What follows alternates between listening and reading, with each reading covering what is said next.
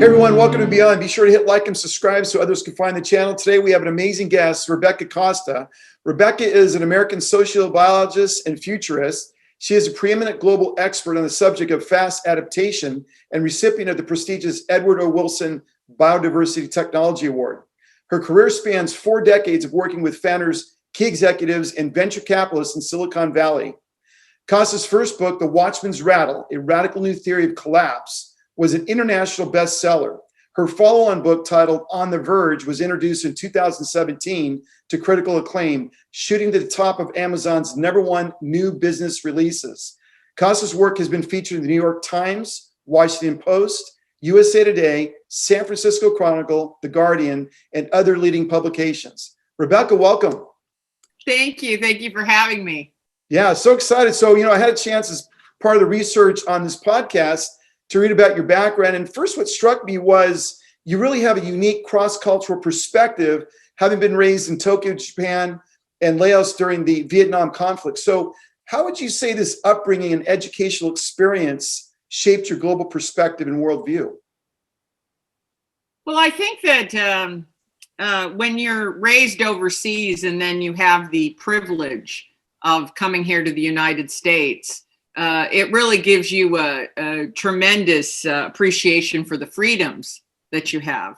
In particular, in Japan, being in the Far East, there is a groupthink and a group mentality and tremendous group social pressure within your family and also within your community, your society at large. And then to move there from a war-torn country, Laos at the time had decided it wanted to be neutral, quote, neutral during the Vietnam War. But as you know, the Pathet Lao were like the North Vietnamese and like the Khmer Rouge, and that these communist regimes were sprouting up all over that region of the world. And so the CIA was arming illegally and under the radar, arming the Laotian tribesmen and citizens to be able to fight off the communist attack. That didn't work so well to declare you were a neutral nation because they were quickly overrun. But to move from a very groupthink type of culture to a war type of culture, you really begin to see what oppression is and what having restricted options really looks like. And so when I came here to the United States, I was just amazed that I could drink the water from the tap. I could move around, and in particular, and I think this is really important to point out to your audience, which is, mixed gender, in particular, being a woman, a woman, a college educated woman, the options that I had. Now, I'm not saying that in the 70s, 80s, and 90s, that it wasn't really hard to ascend to VP levels and CEO levels, which I was able to do.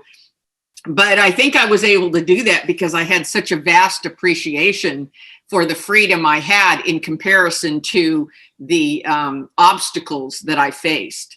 The obstacles I faced seemed much smaller than the opportunities that I really had. Yeah, it's all relative. And take the audience back a little bit, if you would. So you're in Tokyo, Japan, and it's a groupthink mentality. Then you go to a war-torn country like Laos. How does that change that dynamic? Is it still groupthink when you're in a war-torn country? Or how do people evolve or shift under that kind of pressure? No, I think that the interesting thing about having both those perspectives is in a groupthink, you're thinking about the survival of the group. There's a great deal of nationalism in Japan that and in China and in the Eastern countries that you would not experience. I don't really think Western culture can appreciate how much of the mentality is about your nation, right, and your peoples. Mm-hmm. And so the Japanese have been notoriously racist, from that perspective. And they make no qualms about it in the culture. There's Japanese and there's everyone else. And that didn't just die because they lost the war. So, Right. that mentality is just inbred in their DNA. And so there's this sort of group survival. And then when you go into a war-torn environment, it's really an individual survival. Every morning, my brother and I would be put into an armored car, an armored vehicle, and transported by guards with automatic weaponry to the embassy school that we went to. That was also armed. And so, I became very cognizant that should fire break out, which it often did, by the way. I mean, in the morning markets that we would shop in, soldiers would come in and just blast the market and kill hundreds of people. And you'd be separated from your parents and it would be pandemonium. And it's really about individual survival at that point, or survival of you and your brother, or you and your brother and your mother. So the group mentality kind of dissipates and you're into individual survival. I think that I have a really good balance of both perspectives. And so when I had a corporate career and I was, a rising upstart, I was giving equal tribute to the success of the company as I was my own personal success. I know that's not always the case. People are very focused on their own promotion and their own job and all of that. But if the company itself, which is, you're a parasite to that host, if the company itself is not doing well, your odds of doing well are really going to start diminishing quickly, no matter what your performance is. You can be an outstanding performer in a failing company and not do well. So you really have to give, I think, equal weight. That's a really great perspective and sort of a key learning piece you just shared. So as I go back, I have the obvious question is, how did you end up in Laos with your parents? What were your parents doing in a war-torn country at the time? Well, I had no idea at the time. So everything I'm telling you now, I discovered many, many, many years later, but my father was working for the CIA. The support that we were offering the Laotians had to be done under the radar because they had declared themselves a neutral country. So they couldn't exactly say, but we're letting the United States set up air bases and arm our people with weapons. Right. And so what the CIA did was they bypassed congressional approval and they began, and this is all a matter of public record, they began raising their own money. And the way that they raised money is that they used US military planes to fly out heroin, and they were paid great amounts of money to traffic heroin into other parts of the world. And with that cash, they were basically buying arms, planes, so on and so forth. To be honest with you, there were massive US military bases inside Laos, right outside of Vientiane, Laos, their capital.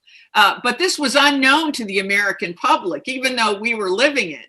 But I can assure you that when we went into Laos, we had no passports. There was no evidence we were US citizens. If you were a mercenary or a member of the CIA and you died in Laos, there was no record of your death or ever being there. An interesting side story I will tell you is that all of the pilots wore these very, very thick, chunky, kind of, I don't know, ugly, solid gold bands that had their names and contact information on it, because they knew if their planes went down, somebody would find the gold, the really big chunky gold necklace or bracelet, and it would make its way to the capital for cash. And that is how you would know that someone had gone down and they had died.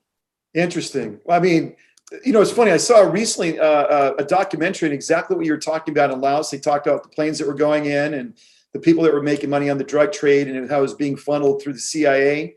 And it's funny you mentioned this because I saw they had no congressional money or approval to launch those operations. And many of those operations, they're well documented, as you know. Yeah, absolutely. So we wound up as a family in Laos. Now, why my dad would transport his entire family to a war-torn country is another is a subject for a different type of program. I've often wondered that my father has since passed away. I've often wondered about his choices as a parent. After I became a parent, I thought, what really was the process going on in his head that he thought this was a good idea? But he came from an Italian Portuguese family where you kept the family together no matter what. And I think that probably influenced his choices. But what a great foundation for you. What a bedrock of your life, having gone through that, and how it shaped your perspective, worldview, your hunger to learn, your desire to help people. And so I read as part of your bio where you attribute your ability to see the big picture to the cross-cultural learning and education. I think many suffer from a lack of a big picture perspective as they go through life in their personal lives or professional lives. So what does it mean to you to have a big picture perspective? And is this something that can be taught, or is it something you're born with? I think it can be taught, and I think that the where a big picture comes from is by expanding your learning outside of the area that of your particular interest. So from the time I would say in 5th or 6th grade, I was already reading the work of the great philosophers. You know, my father often recalls that when people asked me what I wanted to be when I grew up, I said a philosopher. And my dad said, well, there's no jobs called philosopher. How do you plan to pay rent? This was I came from a working class family, so rent was important. And yeah. And so he was very concerned about that. And then, but another passion of mine was science and mathematics. And I think that when you think about the big thinkers, that are really looking at the big picture, they're people that are interested in art, and they're interested in science and mathematics, and they're interested in philosophy, and they're interested in biology. And so it's really, what it really comes from is teaching your brain to love to learn. And then it doesn't really matter what you're learning, you just have a passion for it. The big picture has so many different perspectives. You have to blend those perspectives, whether they're philosophical or they're mathematical. And if you don't really have a passion, right, for learning and for knowledge, I would say that you'll get stuck in a lane. And then your entire perspective of how you solve problems, how you look at data, how you choose options will be contaminated by the fact that you stayed in that lane. Yeah, it's a very much a silo mentality, right? And I think part of it is people have to get comfortable with change, and people really resist change. And then the other question I have for you is, when you're absorbing data, and certainly people can say the media is it's not real news, it's fake news, or whatever you find online in the dark web or whatever. The question for you is, how do you discern what is truth as you're putting that repertoire of your experience together? Because a lot of people can go in a lot of different tangents, and they're picking up things that maybe isn't truth. Now, I know in science and math, it's kind of hard, right? It's black or white. Certainly in science, if you've gone through some clinical trials, but in general, how do you approach getting to the truth of something? What's the approach you take that really informs the big picture decision? Well, this is an area where artificial intelligence is really helping us, because the truth is rather stubborn.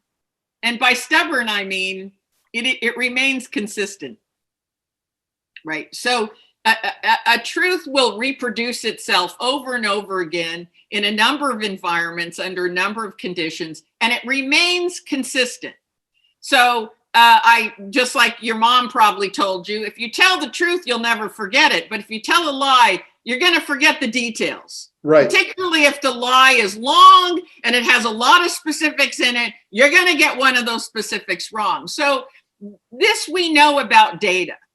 And we know that when artificial intelligence goes out to search, right, for a consistent common denominator, it automatically factors in that there'll be manipulation, that there'll be inaccuracies, and it vets those out. So I tell people that this meld that Ray Kurzweil talks about between man and machine has already taken place. And the way that you know it has is not just that people are getting robotic arms and heart transplants and knee replacements, not just that, but also if you walk out of your house and your neighbor says, hey, you ought to grab a jacket, it's probably going to rain. And you walk in to get the jacket and you say, Alexa, what's the weather going to be like? And Alexa says, rain at midnight, right? Clear until then. Do you believe your neighbor or do you believe Alexa? Yeah, I think Chances Alexa has a leg up on that. Yeah. Most people believe Alexa. Yeah, that's a great analogy. This trust of who are you going to trust is already occurring. Right. And I think AI guides a lot of our lives day in and day out, right? Yeah. What is that? I was going to say, I think AI really guides a lot of our activity on a daily basis. I mean, we're not aware of it, but what we get pushed to us from social media to our reliance upon our phones to get details of our day, how to get from point A to point B, stocks, rain, whatever. We're really kind of sort of a man-machine interface. It kind of reminds me of what Elon Musk is working on with Neuralink, where he's trying to speed up that process, right? He talked about in Joe Rogan, you got the 2 digits, your thumbs, which is really the slower part of the interface. And he wants to see that speed up. But I think you're absolutely right. I think there is a marriage and it's growing every day. And there's some debate on how healthy AI is in the bigger picture scheme of things. But what you said is really, really interesting. And I think you're right, because as people are trying to parse out what's real and what's truth versus what's propaganda or agenda, I think you're absolutely right that AI is going to really be helpful in trying to sort of sift through all that. Well, when you describe the current condition, my dear friend Edward O. Wilson put it more concisely than anyone else has ever summed it up. He said, we have Paleolithic emotions, medieval institutions, and godlike technology. That is the time we're living in. We do really have, ancient emotions and drives that are built in our DNA that are not really suitable for modern society. They cause us to manipulate data. They cause us to be greedy. They cause us to want to win. They drive us in very nefarious ways. Our institutions are so far behind where technology is. And you know this because, we're now trying to regulate what goes on social media. That train left the station 25 years ago.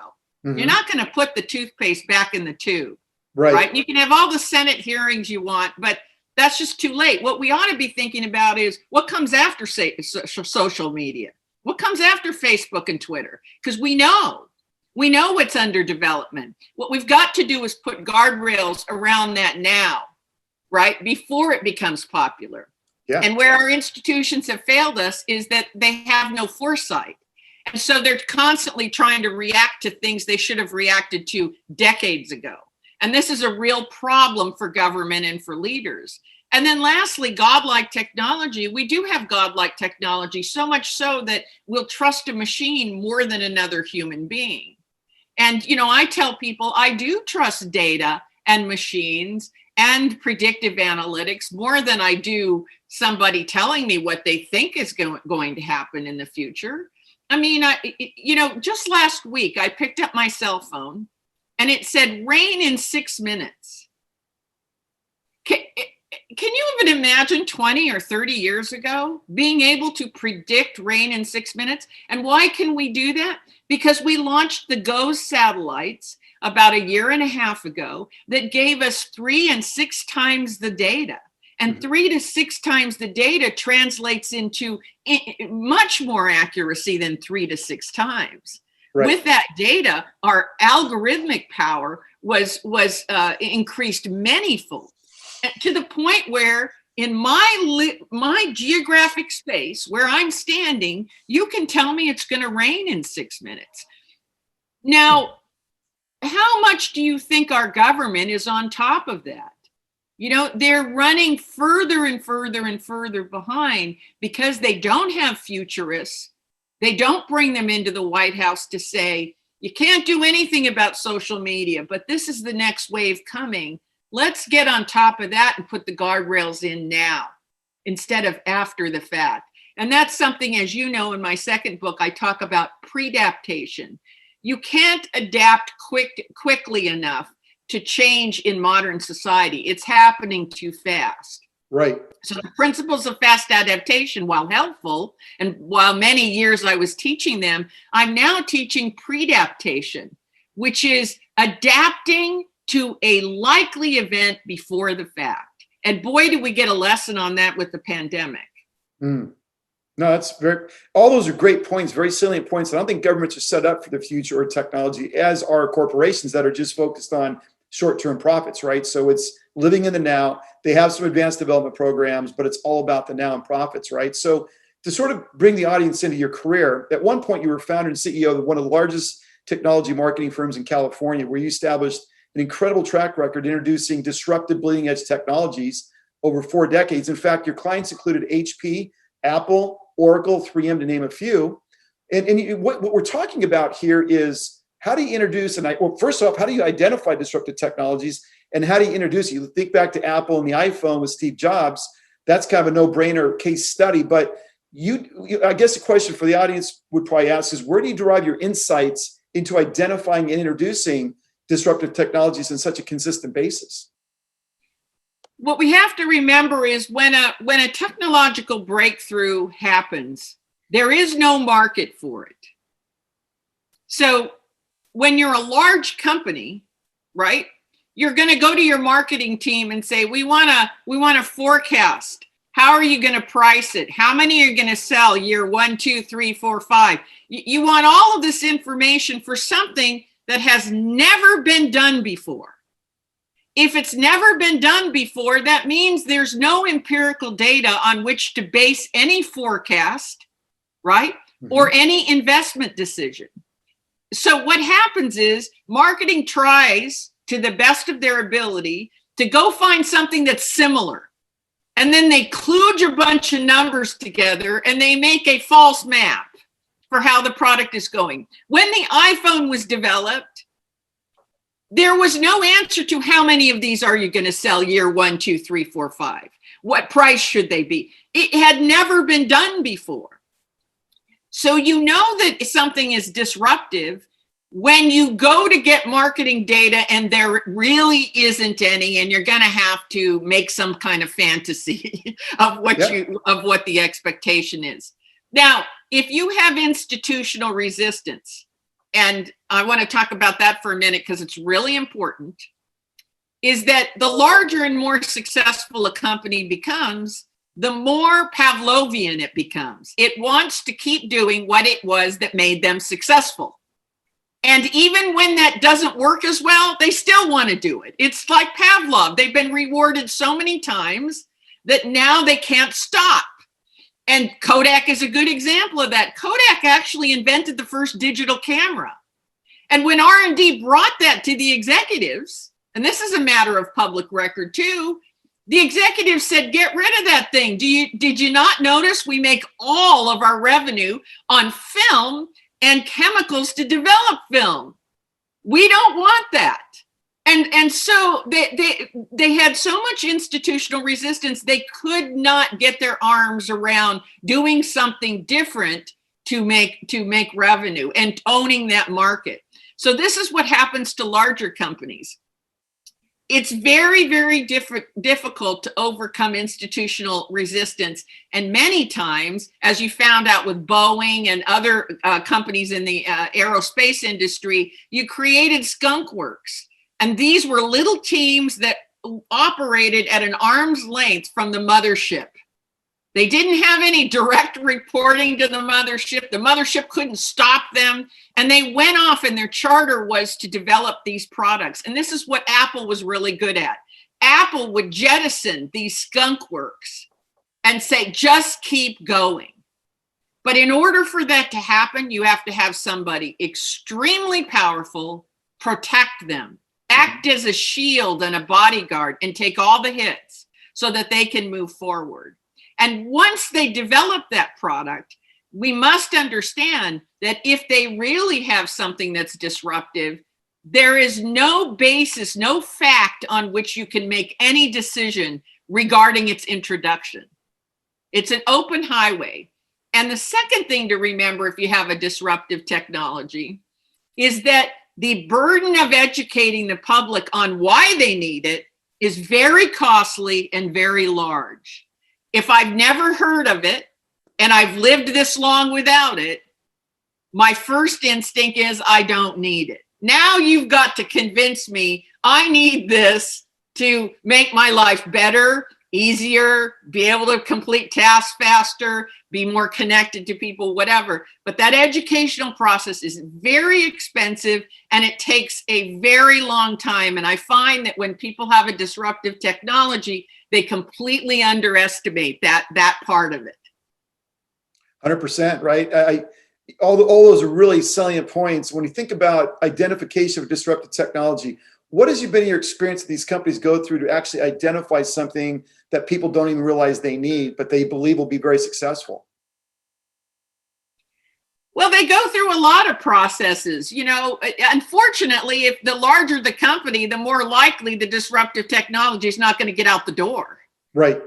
And I work with large global concerns, and I can tell you every day I cry over inventions or products that would be helpful to the world, but which somebody can't make a financial justification for, so it's going to die on the vine. You know, RNA research, the research that allowed us to move very quickly toward getting COVID vaccines, that's a typical example.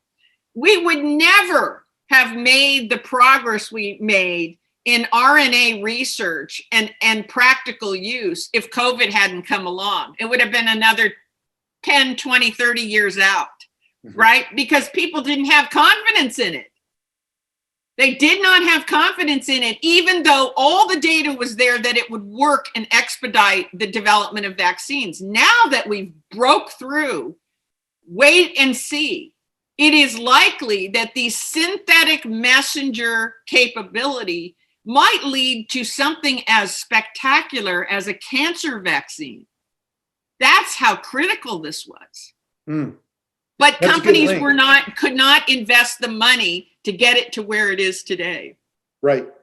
Sometimes kind of you have to have government help to get you over that hump. And that's why countries like China do so well, because when there's primary research that public companies can't fully fund, the government steps in. And if you think about all the major disruptions that the US has enjoyed, such as the internet, they've come out of the Defense Department, because no individual public company can afford to make that kind of investment or take that kind of risk.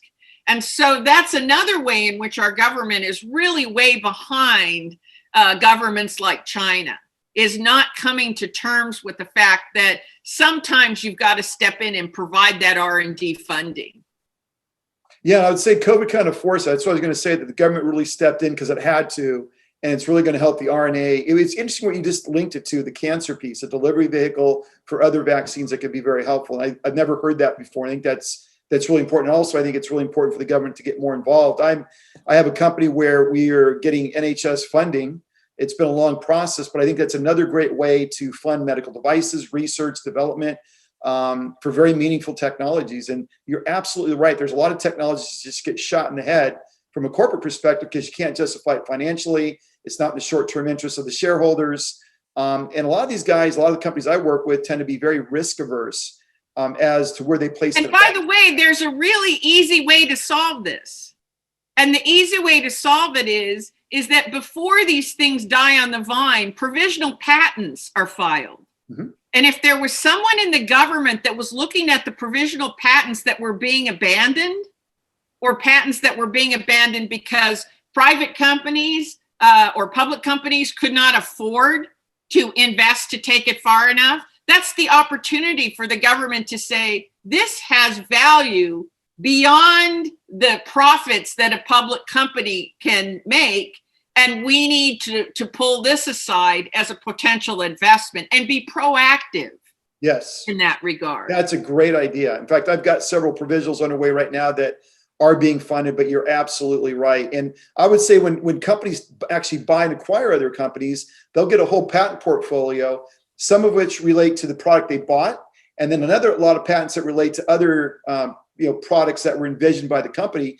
And those patents just tend to die in the vine. And I can tell you, in those patents are a lot of important advancements that are just never touched because it's part of a broader portfolio. So what you're saying is, if the government could take a look at that and see where it could benefit people, medicine or other sectors in society, I think that's a fabulous idea.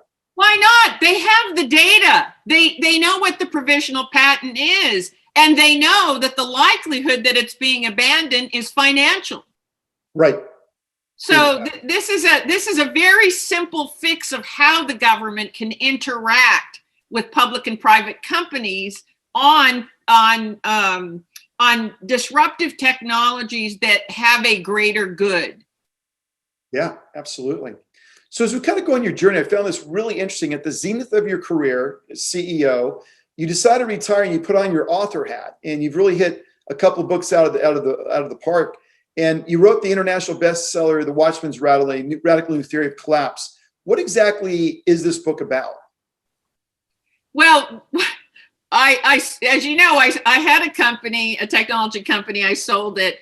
And I noticed as I was sort of cleaning out my office that I had this one drawer in which I was throwing journals into it.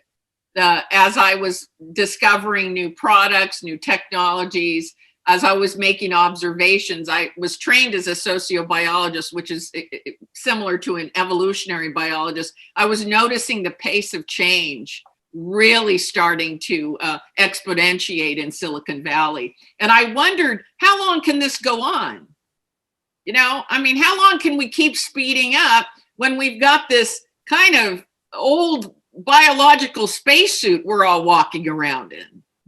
And so I took all of the notebooks that I had and I started going through them, and there was some very good material in there. And I thought, well, I've never attempted to write a book.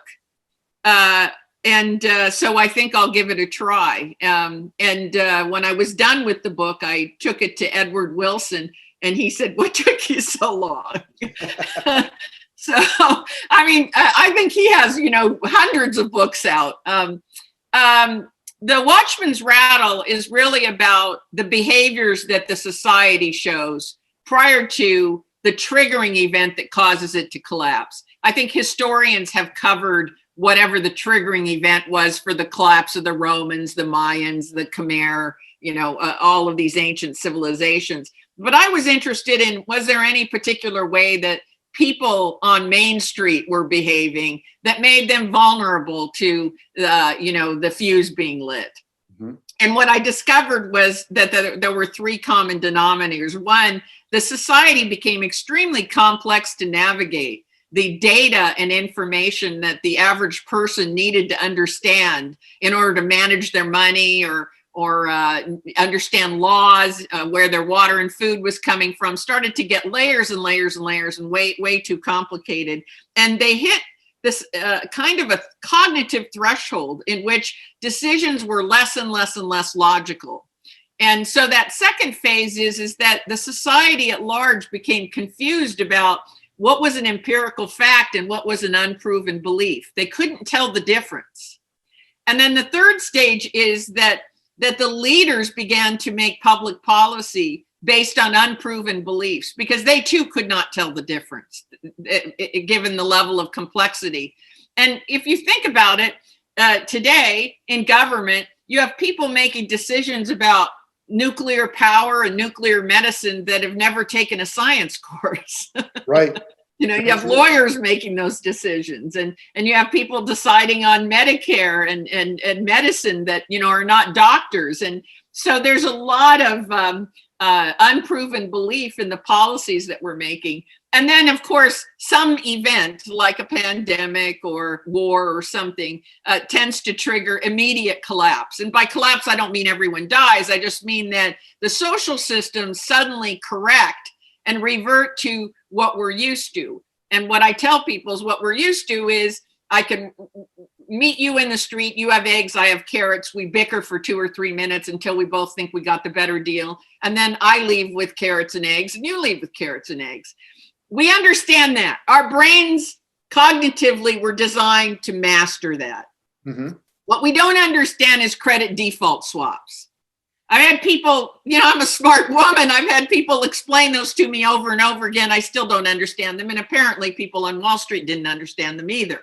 Right. So there's a big gap between barter at a flea market and credit default swaps. And most of the people, if they're honest, that are listening to your podcast know that they sit in front of their financial advisor and their advisor starts talking, and about a third of the things their financial advisor tells them about, they just nod their head and they have no idea what they're talking about, because there's so many investment vehicles and so many ways to do things.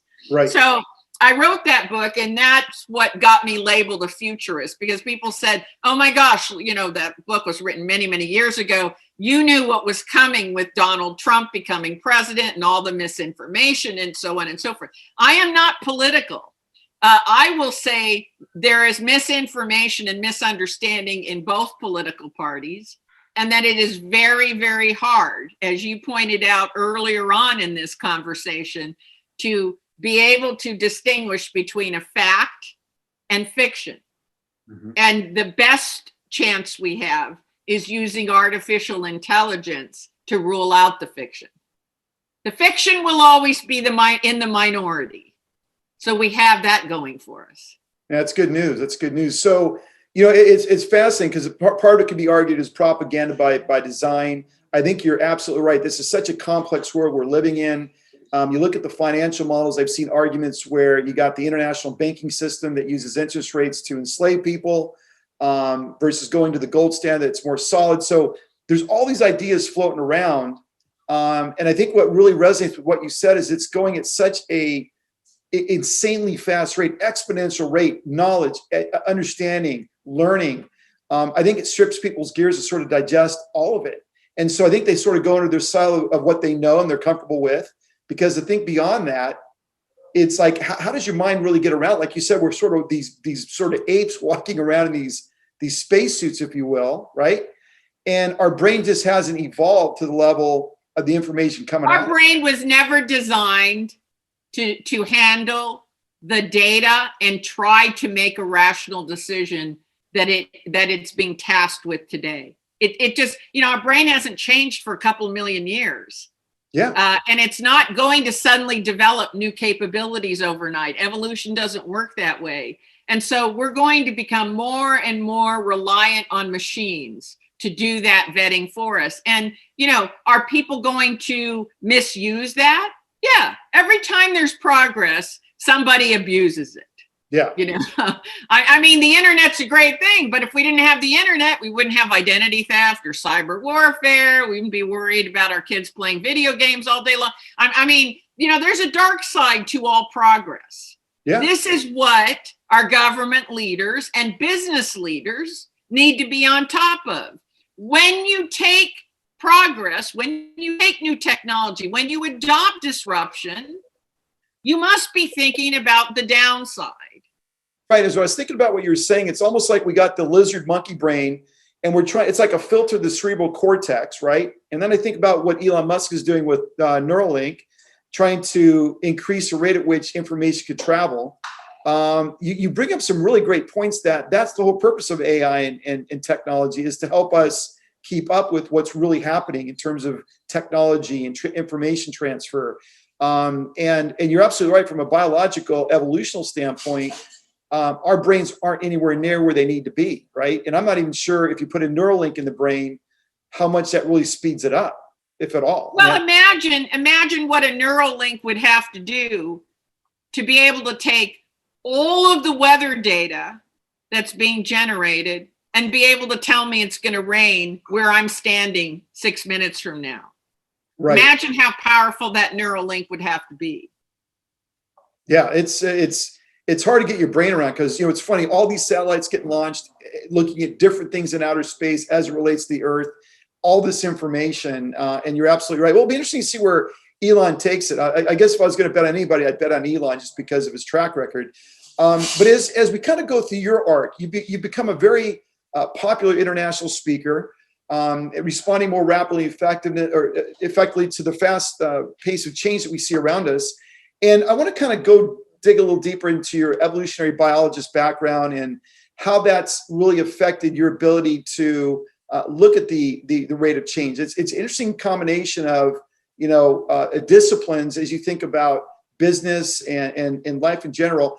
How has that evolutionary biologist and technologist perspective allowed you to sort of identify changes we're going to go through and the rate of change we're going through?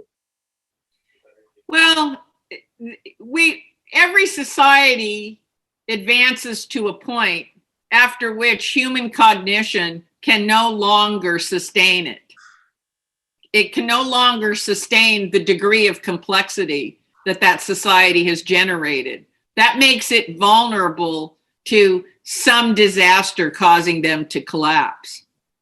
And then we collapse down to, there's unilateral collapse of institutions, and then we start the climb all over again. This is the history of humankind. We build up great societies, and then we reach a level in which progress has outstripped the level of complexity that humans have evolved to that period of time. And when we reach that critical point, we collapse and we start the climb again. Each time we go further. But this is the entire history of humanity. It's not going to be any different this time around, with the possible exception, right, of that earlier generations didn't have artificial intelligence to allow us, if we chose, to take an empirically proven path, as opposed to building public policy and choosing based on unproven beliefs. Prior to us, there was not that option. If we have a unilateral global collapse, we will go down as the period in humankind in which we had the option not to collapse. But we behaved like monkeys, and we needed to try it again. Because, earlier societies just didn't have those tools. And to the extent we trust machine learning, and that we put some guardrails around, right, that machine learning to protect us, and do that now, not later, now. While Elon Musk is talking about Neuralink, what's the downside of Neuralink, right? While we're talking about colonizing the moon, what's the downside? Again, there's always a dark side. I tell many people, when Charles Lindbergh flew the Atlantic, he was the recipient of a lot of peace prizes, because it was believed that if you could shuttle diplomats across large oceans and they could meet face to face, that you'd have fewer wars. Surely they could sit down and work out their differences. Nobody at that time was thinking, now we can shuttle bombs across large oceans. Right. Yeah. Right. I mean, it wasn't on anyone's radar at that time. So again, anytime we make progress, there is a dark side. It is the role of leadership to get out ahead of the public on that, and to ensure that dark side does less harm than good. Right. So this is where I think leadership has really got to step up. I don't think that our leaders in the world understand the moment, the time in human history that they live in. And I do not think that they think in these terms. I think they're buried in institutional resistance. They're like that Pavlovian company I told you about, like a Kodak, where somebody brings them a digital camera and they say, "Get that out of here. Can't you see that our entire business is based on this?" I think that they're pushing away the digital camera. And to that end, I'm not really optimistic that we will not see some kind of triggering mechanism that causes unilateral institutional collapse. We may see it, maybe not in my lifetime, but I think we are getting to an approximation where we're getting close to that. We're going to see a lot of erratic kinds of incidences like the pandemic start to occur, like global burning. They're going to start piling up. No, that's great points, Rebecca. And when I think about government, they're sort of they stay true to their old paradigm, prize, power, position, and their ability to maintain and hold on to that power versus maybe what's better for the public good or the larger good. I think that's right. And then I sort of reflect back to what you said when you get a disruptive technology that has a breakthrough like Neuralink, it reminds me of Facebook when it first came out. What a great idea where you could socially connect to people. Maybe you could reach out to people you knew when you're in your 10s or 20s or 30s, right? And have these incredible communities. And then what you see, and I saw this incredible documentary from Facebook, one of the main programmers, also from Instagram, they designed into it an addictive programming where you did push notifications based on the person's interest and would make sure it would reach out to them at certain times of the day to get them back on the app to do something, right? And it's really created this is my next question, this almost like zombie-esque sort of experience. When I think about as technology has driven a less human form of interaction, right, between people, kids, parents, we've got this COVID virus now where we're Zooming most of the time. Is all this technology good or bad for us? I mean, it feels like we're just disconnected. When I go out to dinner, and you've seen this, you see couples together or families together, and they're all on their phones. We don't know is the answer. Yeah, I mean, it's not a very satisfying answer, but it's an accurate one. We don't know the long tail social implications. We don't know the long tail impact to younger children of learning via video games and Zoom. We just don't know. It's like the vaccine. We don't know the long tail of the vaccine. We know that probably for a year you're safe from coronavirus, but coronavirus it's not standing still. It's continuing to mutate, and it will continue to mutate and mutate and mutate. So we don't really know. We don't know if you're of childbearing age, you might be fine, but your offspring may have some result from the vaccine or from the virus. Or maybe you had the virus and then you recovered and you're fine, and 3 generations from now, there's some problem. We don't know the long tail. It takes time.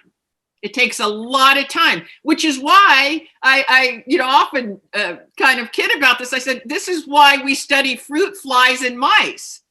It's not that scientists have something against mice. They're rather cute.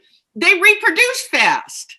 Right. And so we can get multiple generations. This is why we study things that reproduce fast, because we're trying to get clues, even though the physiology is radically different. We're trying to get clues as to, does it seem like there's any long tail here that we ought to be looking at, a pointer? We don't know that. And so we don't know the effects as of this point.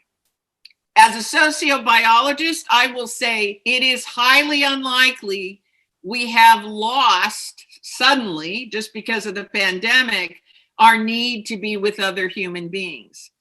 We have many, many studies that loneliness is more toxic to your physical health, will shave more years off of your longevity of your life than smoking. Mm. I mean, loneliness is one of the most toxic physiological conditions that there is.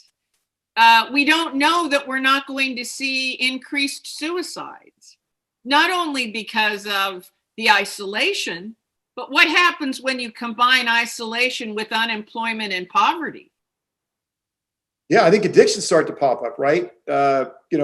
Coping mechanisms, drugs, alcohol, whatever. And I think I've read where the rates of suicide have gone up dramatically. And this kind of dovetails to the next question. I mean, whether it be family or organizations, I know with COVID, many of the companies I've talked to, they're trying to run these billion-dollar organizations, and most of the people are at home, right? And they're worried about if someone comes in with COVID and gives it to somebody else, the lawsuits, or if somebody takes it home and somebody dies, right? So they have all this sort of adjustable, flexible approaches. But then the question I ask is, can organizations in the era of COVID still be fast adapters? And is some of the Yeah. momentum going to be lost as people feel Of isolated? course they can. And there are many, many tools. In my second book, On the Verge, 99.999% of all the species that have walked the planet have gone extinct. But that there's a small, very, very small percentage that are still here. And so we've been studying them to see, well, what did they do? How did they adapt to all of these changes in the environment? What were their, quote, strategies? And so in that book, I outlined 12 different strategies that those species that survived used to adapt very, very quickly, and show how those can be used organizationally as well. Yes, there is always going to be risk. There's always risk that you hire an employee that goes off the rails and commits violence. There's always a risk that someone brings a disease in. But remember that the law requires you to make a best effort, right? To prove that you weren't being superficial about it, that you were cleaning the environment, that you were causing people to wear masks, that you had set up hand sanitizing machines everywhere, that you were only allowing employees to come in, a tenth at a time, right? And the others were working from home. So, you can schedule some percentage to come into the company. You can schedule, Zoom meetings like we're talking about. You can schedule outdoor expeditions for your, when in the 70s and 80s, they used to have a lot of field trips and outdoor activities and things for team building. And now is a good time to look at that kind of team building that you might be able to put together, such as hiking in the woods where everybody can stay far apart from each other and at a safe distance. So, and remember now, we're even though it's going to get worse before it gets better, remember we do have a vaccine and people are getting vaccinated. And before the end of the year, we'll be in a situation where the majority of your employees will be vaccinated, right? The real question will be, what are you going to do about the employees that choose not to be vaccinated? Mm-hmm. Yeah.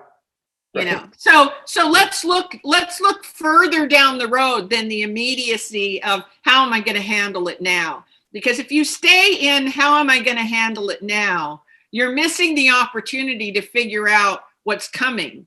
And what's coming at the end of the year is you have employees who, for many reasons, do not want to get vaccinated, right? So what is your legal and moral and ethical requirement?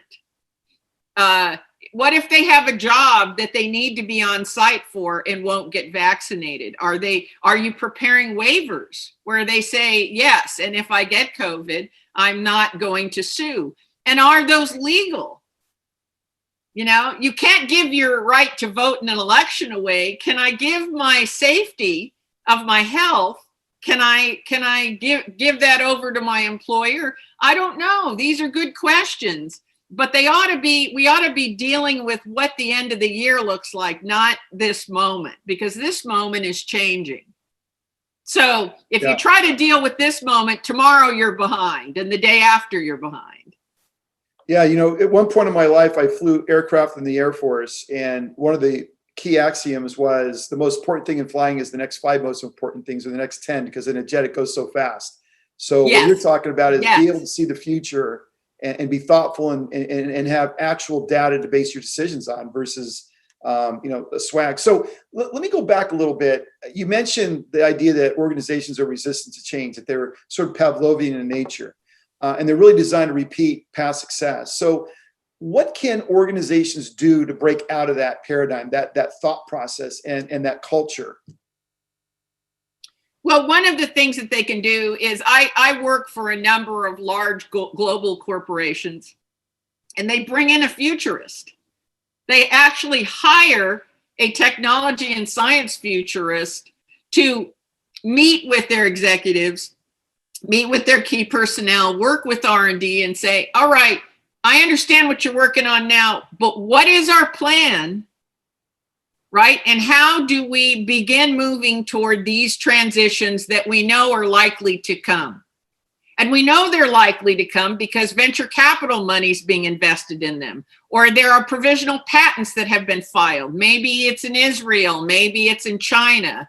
And I have a small group that I work with. I say small, 180 scientists, where we're all constantly watching provisional patents that are being filed all around the world, university research, venture capital money, government research. We're looking at all of this so that we can give them a preview of what's likely to slam their business in 6 months, 12 months, 2 years, 5 years, 10 years down the road, so that we can get ready for that transition right now. That we are prepared and we're not suddenly reacting because a competitor beat us to the punch. Right. And that's a nice piece of visibility, right? I think that'd be important mission and strategy for any large company to have. All the data's out there. Yeah. It's all out there. You just need some formal way of introducing it to the company. Sure. So Rebecca, what kind of technical disruptions to daily life or business do you see coming in the next 2 to 5 to 10 years?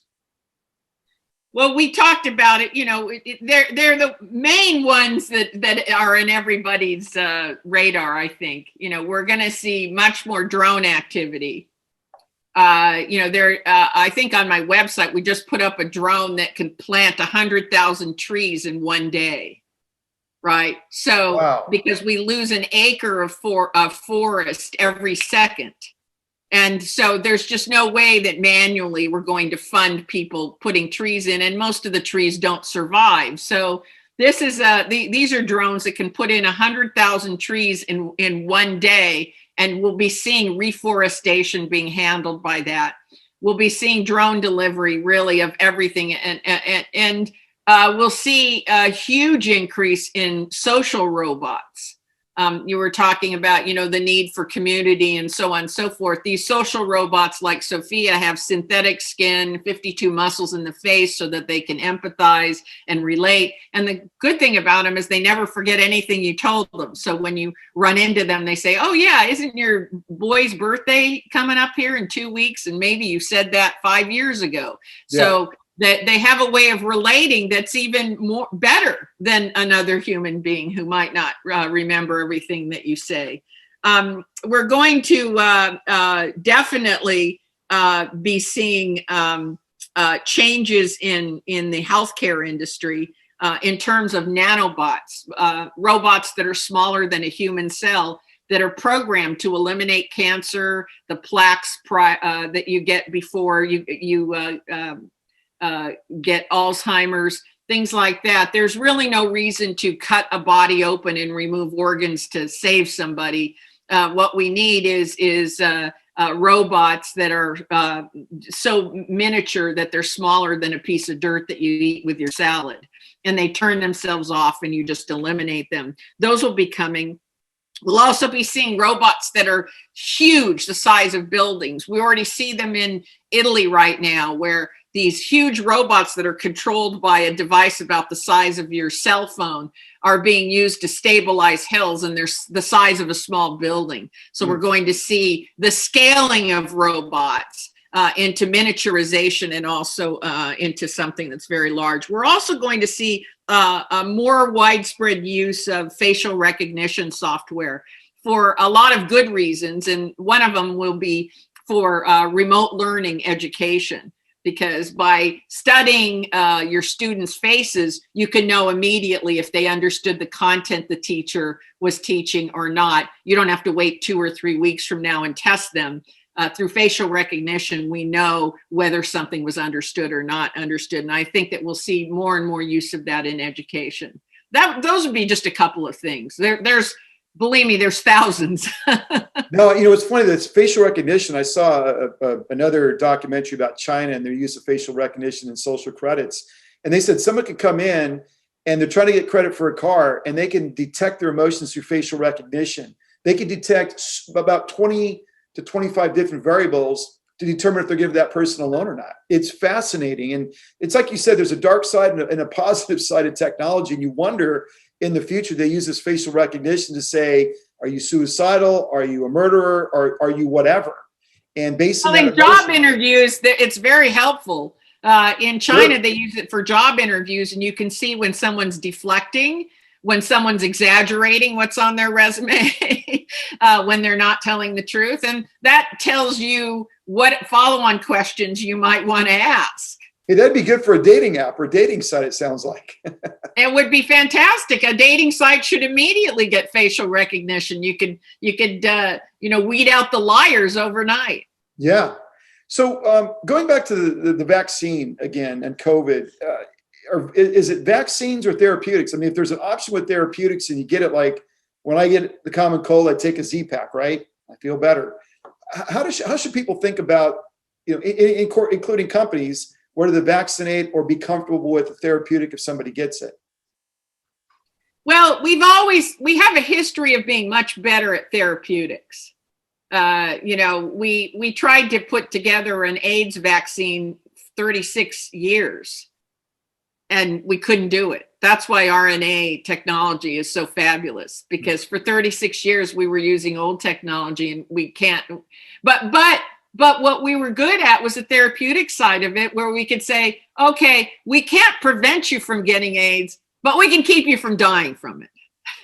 And so that's, if you think about the entire history of vaccines, there's only one disease we've eliminated from the face of the earth using vaccines. I hope people know this, and that's smallpox. There's no more smallpox in the world. Doesn't exist.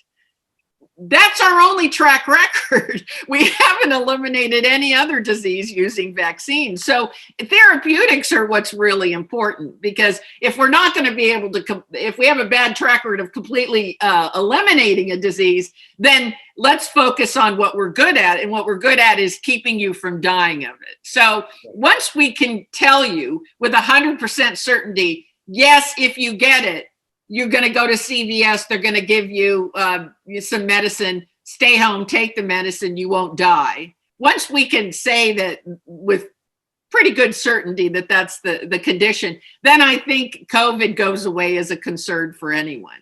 Yeah. And we're learning more and more. I mean, when we first started, we didn't know how to keep people alive. But now with remdesivir and the use of a number of steroids and, ventilators, and even positioning people on their stomachs. And, we're really learning how to keep people alive that suffer from COVID. We're at the point now where if you really don't have any serious underlying conditions, you have a really good shot, right, of weathering the storm, even if you have to go to the hospital and you have difficulty breathing. But if you're obese, if you have chronic diabetes, if you have some of these other conditions, then, you're vulnerable, and not just to COVID, you're vulnerable to just getting the common flu, letting it take you down. Right. Yeah. It's funny. I work with neurosurgeons. They were talking about COVID in their patients. And for some reason, blood will clot in weird ways in the brain, in the body, deep vein thrombosis, pulmonary embolisms, blood clots in the brain. For some reason, on certain patients, it just hits them differently. And that's the oddity about COVID is some people can get it and they feel nothing. Other people can get it and their taste goes away for a long period of time, or the smell goes away, or maybe the lung function isn't fully recovered. It is curious, and hopefully we can sort of parse our way through that and better understand it. Because I know with some of these neurosurgeons, as they're trying to deal with these patients, it's really a head scratcher, because they're not showing up like any way that they've been trained, right? They're not behaving or reacting as they normally would if they're a typical stroke patient. Well, there's no history to draw on. And now, as you point out, we have these long haulers, what they're calling long haulers. And the symptoms just won't go away, no matter how we're treating them. They've had, they started out with COVID in March or April, and they still are debilitated to this day. Everybody's going to, treat COVID differently. But remember, with RNA, we've been able now to instruct the cells, right, to produce proteins that produce that activate the immune system against COVID. So now that we're in there and we're able to plant messages on what to defend against, we're kind of in a new era of healthcare. We may be able to plant messages to prevent blood clots. We may be able to plant messages to prevent plaques before Alzheimer's. We don't really know, but we've opened the door to a new possibility. It's exciting, exciting. I'm all for that. Let me shift gears a little bit and kind of go more on a personal side. How has your life been different than what you've imagined it would be? Well, I think I didn't spend a lot of time imagining how my life would be. So that's a different. Is that the secret? Well, I grew up in Japan, and I was surrounded by people of the Buddhist faith, and so it was very important to stay present, right? Know what you're doing now, excel at what you're doing now. Right. So right now I'm speaking to you and you have 100% of my attention. I'm not now. If I didn't have that discipline growing up, I'd be thinking, oh, what am I going to have for lunch? And, oh, I better remember to fill the car with gas. Oh, yeah, my brother's calling me later. The heater kicked on. It's too warm in here. I would be all over the place. But one thing that growing up in Japan really shaped me is whatever I'm doing at that particular moment has all of my concentration, to the point where, and I always say there's a dark side. The dark side is I'm deaf. I go deaf. I go deaf and almost blind. I'm so concentrated that my children would have to come up to me and grab my shirt and say, Mom, we've been calling you. And I don't hear. So I think that, when you want to know about me personally, I would say I have a hyper ability to focus, but I exclude everything in my environment out of that focus. That's good and bad. Yeah. No judgment. Double-edged sword for sure. So what advice would you like to give to your younger self, your 15-year-old self?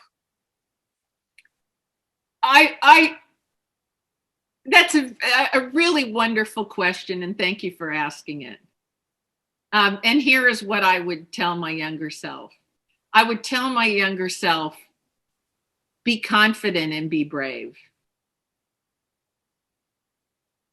I did not have the parental support, right, or any other support that made me think that I could do the things I've done. But what I told myself was, I'm afraid. I'm afraid of failure. I'm afraid I'm not good enough. I'm afraid I won't be able to do this. But I'm going to do it anyways. And this was kind of what I had to tell myself. But as I had every achievement, as I moved up in the corporate world, as I started my own company, as I brought products to market that had never been heard of or seen before, as I wrote my first book, as all of these things happened to me, I was always afraid. I never had the, whatever that internal confidence is that Elon Musk and Richard Branson and these folks have, where, they want to charge ahead. I was a reluctant charger. Yeah, that's fair. Well, that's such profound advice, because sometimes we either have confidence or we don't, or we go through life where it just strips our confidence. And I think the willingness to learn new things, go into those areas that are super uncomfortable, continue to grow, to have that global perspective we were talking about earlier, is so vital and important. So, as I hear what you just said, it's kind of curious, because the next question is sort of an obvious one for me. With what you've accomplished so far, both personally and professionally, what makes you the most proudest and why? Say again. So what you've accomplished so far, both professionally and personally, that makes you, what have you accomplished thus far, either personally or professionally, that makes you the most proudest, and why? I think if I were to say I'm the most proudest, I'm not really proud, but if I was the most proudest of anything, I think it would be that I live a very balanced life. You know, I spend a great deal of time thinking about the future of science and technology, but I also spend as much time and energy trying to be a good organic farmer on my property and a good neighbor, you know, cooking something delicious for my neighbors that I can drop off, or being a good steward of the land, or being a good, I have a 1.5-year-old yellow lab. And if you've ever had a Labrador, they're just evil for the first 3 years. They are so much energy and they want to eat and try and jump on everything and all. And I take him into the woods and I just run him ragged because then he's the best dog ever. Or out to the ocean. I have a very balanced life, and I think what it does for me is it gives me a great peace, and I don't have a vested interest in having to be right about everything. Right. I don't have to fight everyone. I don't have to become famous or rich. I just have. I think the key is to have a good life as your foundation. And if you have fear or you don't have confidence in the next things that you might like to try, do it anyways. Say, yes, I'm terrified. I'm afraid. I may fail. I may fall flat on my face. I may make a fool of myself. And I'm going to do it anyways. What the heck? Right. And just go for it. Because if you do fail, it's really not as bad as you're horribleizing it's going to be. Right. It's not a pleasant experience, but you know, it's never as bad as you imagine. Well, I'm thinking, Rebecca, you have 2 books. You could do a cooking one and then life's lessons. Well, that's true. I do try to grow just enough vegetables for myself and my neighbors. And boy, you know, I'm up here in Oregon in the Pacific Northwest, so I'll tell you, it's challenging without a greenhouse. I may have to succumb to a greenhouse. Yeah, I'm trying not to. So, Rebecca, where can the audience find your books and learn more about you? They can go to my website, which is very easy to find. It's just my name, RebeccaCosta.com, RebeccaCosta.com. Fantastic. Rebecca, this has been one of my more favorite conversations. I suspect we could probably have 4 more podcasts with what you know. We should do it. We should have a combo podcast that we do occasionally. Because your experiences, you know, going from CIA to a futurist. I mean, I'd say to any corporate entity out there, you definitely need a futurist, because I've been in a lot of big companies and they have business development people trying to go hunt and peck for the next opportunity, which again isn't the big, it's not a 30,000 foot perspective. Maybe it's a 10 versus a 2,000 foot perspective, but boy, have the ability to see the future of anything and then place your bets appropriately. I got to believe Futurist is the future for successful companies. I think so. Yeah. Rebecca, thanks so much for your time. Enjoyed it. Thank you. Thank you for the good work you're doing. Thank you.